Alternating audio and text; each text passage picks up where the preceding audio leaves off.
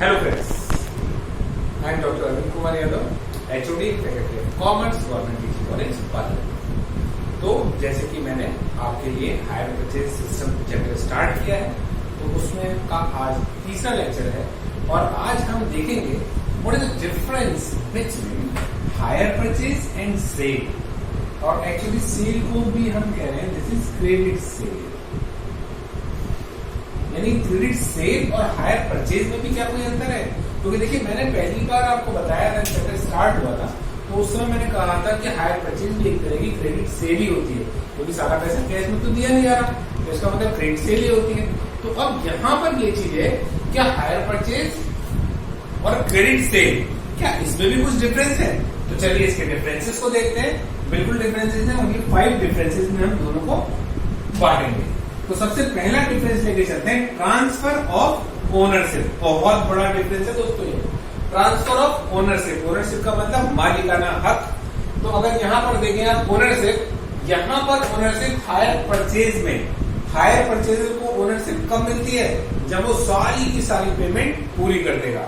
और यहाँ पर जैसे क्रेडिट सेल में, क्रेडिट सेल में तो जब एग्रीमेंट हुआ उस एग्रीमेंट के साथ ही इसे ओनरशिप मिल जाती है ना। नेक्स्ट आता है आपका पेमेंट ऑफ प्राइस। यहां पर जो प्राइस का पेमेंट है हायर परचेज में, अगर हम देखें तो हायर परचेज में जो पेमेंट होता है, जो प्राइस पेमेंट किया जाता है, वो सारा का सारा जो प्राइस है वो इंस्टॉलमेंट्स में पेमेंट किया जाता है। उसमें पैसा कैसे दिया जाता है? इंस्टॉलमेंट्स में। ये इंस्टॉलमेंट हायर परचेजर के और हायर सेलर वेंडर है, इसके बीच डिसाइड होती है।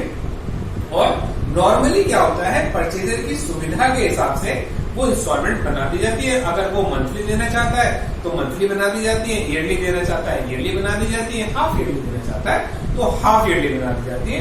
पेमेंट्स यहाँ पर हायर परचेज सिस्टम के अंतर्गत इसमें ये इंस्टॉलमेंट में पेमेंट होता है। और क्रेडिट सेल की अगर हम बात करें, क्रेडिट सेल में क्या होता है दोस्तों?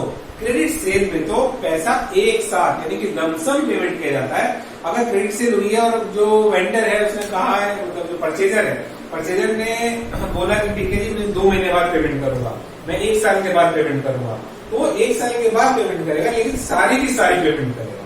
तो यहाँ पर पेमेंट इंस्टॉलमेंट होती है, यहाँ पर एक लमसम पेमेंट होती है। नेक्स्ट देखिए, return of goods. Return of goods की जहां तक बात है, तो यहाँ पर हम देखते हैं जब हायर परचेज का ये एग्रीमेंट है, हायर परचेज के एग्रीमेंट में जब परचेजर डिफॉल्ट करता है पेमेंट में, तो वेंडर को राइट मिल जाता है और वो अपने गुड्स को रीपरचेज कर सकता है ना।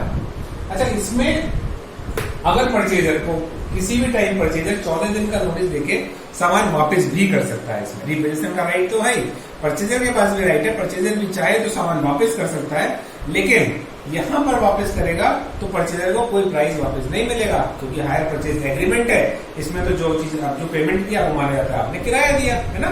तो मेन चीज यहाँ पर देखिए, रिटर्न ऑफ गुड्स में बात कर रहे हैं हायर परचेजर के लिए।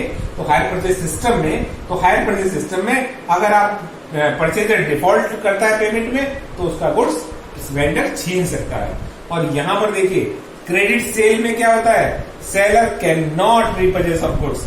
सेलर के पास कोई राइट नहीं होता सामान छीनने का। वो तो कोर्ट में केस कर सकता है कि आप मेरा पेमेंट करिए, कोर्ट में जाके कोर्ट में खाली केस कर सकता है। अच्छा, नेक्स्ट देखिए, 4, transfer of good ownership by the buyer.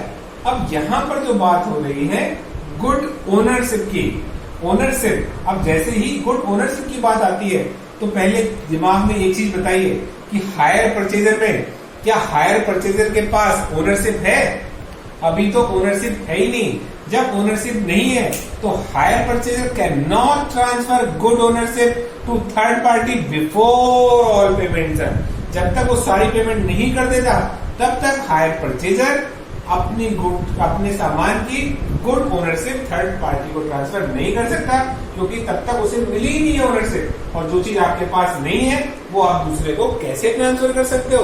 और यहाँ पे देखिए दोस्तों, यहाँ पर जब क्रेडिट सेल का केस है, तो क्रेडिट सेल में क्योंकि परचेजर को तो सेल के टाइम पर ही ओनरशिप मिल गई थी, जब ओनरशिप मिल गई थी तो वो अपना सामान दूसरे आदमी को बेच सकता है और दूसरे आदमी को गुड टाइटल मिल जाता है, चाहे उसने पेमेंट किया या नहीं किया।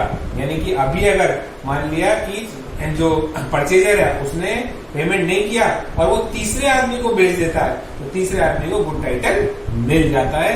क्यों मिल जाता है? क्योंकि ओनरशिप जो है वो इसके पास आ गई थी at the rate of sale. और लास्ट डिफरेंस देखिए, लाइबिलिटी फॉर रिपेयर्स। अगर सामान में कोई चीज खराब हो जाती है तो रिपेयर की जिम्मेदारी किसकी है? और देखिए बहुत से risk passes the ownership, law में भी पढ़ा है आपने, रिस्क पासिस द ओनरशिप। यहाँ पर ओनरशिप किसकी है? यहाँ पर ओनरशिप है जो कि वेंडर की, तो यहाँ पर रिपेयर कौन कराएगा? वेंडर कराएगा। और इसमें देखिए क्रेडिट सेल का केस हो तो क्रेडिट सेल के केस में ओनरशिप किसकी है? ओनरशिप है परचेजर की। तो जब परचेजर की ओनरशिप है तो यहाँ पर रिपेयर की जिम्मेदारी किसकी है? रिपेयर की लायबिलिटी किसकी है? परचेजर की। देखिए बहुत आसान डिफरेंस है। शॉर्ट क्वेश्चंस में भी कई बार पूछा जाता है, 4 मार्क्स के क्वेश्चन में भी कई बार डिफरेंस आ जाता है। तो आप लोग इसके डिफरेंस को एक बार ध्यान से पढ़िए। कोई चीज नहीं समझ में आती है तो आप कमेंट बॉक्स में लिख के मुझसे पूछ सकते हैं, ठीक है? तो मेरी तरफ से मुझे लगता है कि मैं आपको इनके डिफरेंसेस समझा पाया। अगर आपको इनके डिफरेंसेस समझ में आ गए हो तो आप मेरा चैनल लाइक करें और सब्सक्राइब करें। Thank you.